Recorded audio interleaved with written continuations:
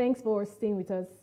Nigeria's youth are at the center of the federal government's economic reforms. That's the message President Bola Tinubu delivered while he received the Duke of Edinburgh, Prince Edward, at the State House in Abuja. The president said his administration's reforms are designed to strengthen the economy and equip young Nigerians with skills that make them globally competitive. He highlighted new initiatives like the student loan scheme and ongoing investments in digital and physical infrastructure, including the rollout of fiber optics to expand opportunities for the next generation. President Tinubu also noted that security improvements and institutional reforms are part of a long-term plan to build a more prosperous and inclusive nation. Prince Edward, who chairs the Duke of Edinburgh's International Award Foundation, commended the reforms. The prince is in Nigeria ahead of an awards event in Lagos, where 320 young Nigerians will be recognized for excellence and community service. One thing that aligns with the president's vision about scaling the youth, picking out our best, thousands of our best in NYC, the former young people, bringing out the intelligence in them, the skills in them, to match it up, show them to the world, preach them to the world, and let us have the set of Nigerian people, young people that are proud of themselves and can really go to any length in the world. And that is why the organization, the body, has been working with Nigeria Ministry of Education, Youth Development, information to bring all these young people, and it's going to happen in Lagos, and everybody to connect with a lot of innovation. In other news now, the federal government has condemned the attack on Government Girls Comprehensive Senior Secondary School, MAGA, in Kebbi State, which claimed the life of the vice principal and led to the abduction of 25 students. In a statement signed by the Minister of Information and National Orientation, Mohammed Idris, the federal government said security and intelligence agencies have been given clear directives to locate, rescue, and safely return the students, and to ensure that the perpetrators are brought to justice.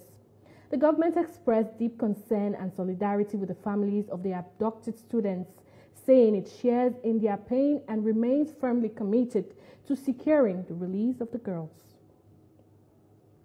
We have in our studio joining us our defense correspondent, Sifon Essien, who has been monitoring the development. Sifon, talk to us. What more do we know about this mass abduction in Kebbi State?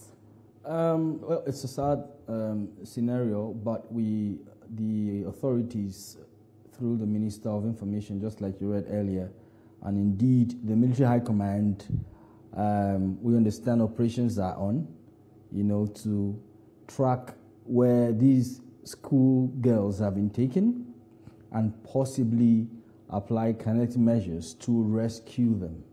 Now, if that doesn't succeed as well, they would engage non-kinetic attempts to ensure they secure the freedom of the schoolgirls that have been taken by terrorists in Kebbi State. Exactly their present location is what the authorities obviously would not disclose.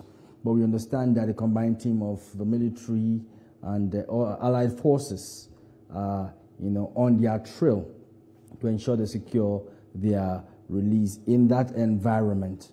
That's what we can report for now. But would you say there was any intelligence available before this attack?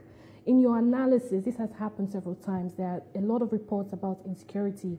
Do you believe that there was any way that this could have been prevented?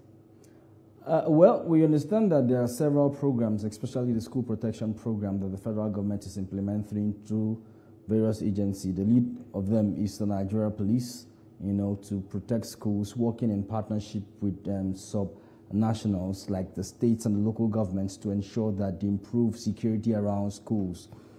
According to the statement by the police, there was a detachment of security operative in that location.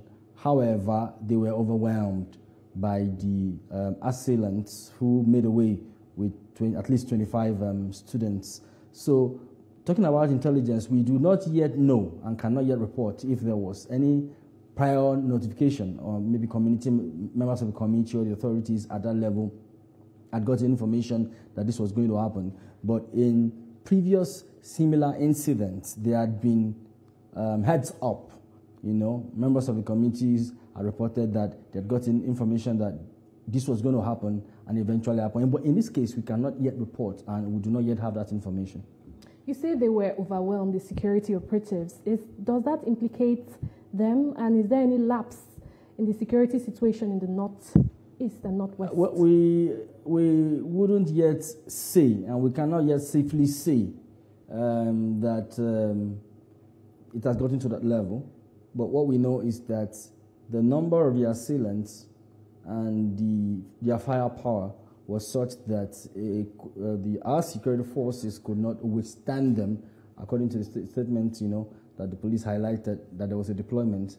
And when they responded, they had already made away with the girls. And you know, to apply force at that level to secure that release could equally end up endangering the girls.